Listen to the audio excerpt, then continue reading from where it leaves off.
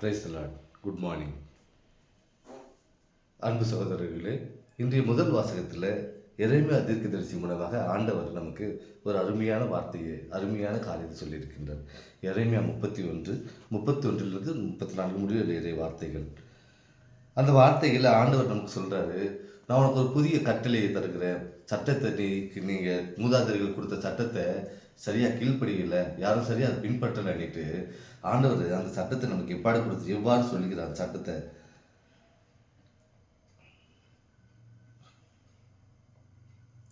நான் அவர்களோடு செய்து கொண்ட உடன்படிக்கையை போன்று இது இராது. நான் அவர்களின் தலைவராக இருந்தும் என் உடன்படிக்கையை அவர்கள் மீறி விட்டார்கள் என்கிறார் ஆண்டவர். அதற்கு அப்புறமா ஆண்டவர் ஒரு சட்டத்தை நமக்கு என்ன சொல்றாருன்னா, என் சட்டத்தை அவர்கள் உள்ளத்தில் பதிப்பேன், அதை அவர்கள் இதயத்தில் எழுதி வைப்பேன். நான் அவர்களின் கடவுளாக இருப்பேன், அவர்கள் என் மக்களாக இருப்பார்கள் என்று சொல்லியிருக்காரு. கடவுள் நம்ம அந்த சட்டத்தை நம்ம இதயத்தில் எழுதி வைத்திருக்காராம். நம்மளோட அவர் கடவுள் அன்பாக எப்பயுமே கூடவே இருக்கேன்னு சொல்லியிருக்காரு.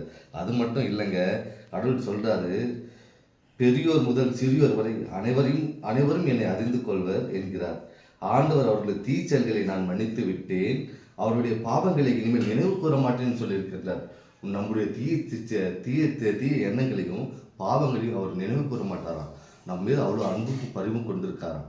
அன்பு பிள்ளைகளே, காலையில் இந்த வார்த்தைகள் நாம் நம்ம கேட்ட உடனே ஆண்டவர் நமக்காக எத்தனை நலமாய் இருக்கிறார் என்பதை அறிந்து கொண்டு அவரை மகிமைப்படுத்தியே வாழ நம் வாழ்வை அர்ப்பணிப்போம்.